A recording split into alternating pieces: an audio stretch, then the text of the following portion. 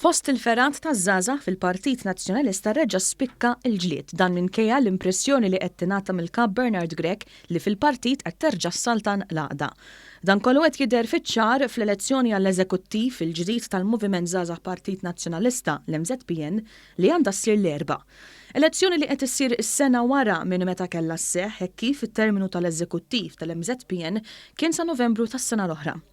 One News One format kif l-eżekuttiv tal-MŻPN tawwal iż-żmien biex issir l-elezzjoni biex f'dan iż-żmien jisibu nies viċin tagħhom u jaqdu bl-eżatt il-15-il persuna biex bekk ma ssirx elezzjoni. Dan l-attentat ma rnexxiex hekk kif it-tnejn jumejn biss qabel l-elezzjoni tal-Erbgħa, l-MŻPN ħareġ il-lista ta' 23 persuna li qed jikkontestaw l-elezzjoni għall-eżekuttiv.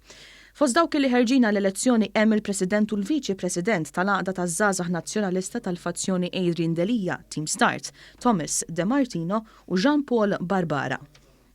L-eżekuttiv preżenti tal-MŻPN huwa magħruf sew li kien kontra l-eks kap Adrian Delia, hekk kif fis-sajf li għadda kien minn ta' quddiem biex itajjar ras Delia minn kap. F'Lulju saret kampanja sabiex Delia jitneħħa minn kap nazzjonalista. Waqt dan iż-żmien ukoll fil-Konferenza Ġenerali tal-Partit Nazzjonalista sabiex saret l-elezzjoni għal kap tal-Partit Nazzjonalista, il-President tal-MŻPN Grech kien tkellem ċar kontra it-tmexxija ta' Delia.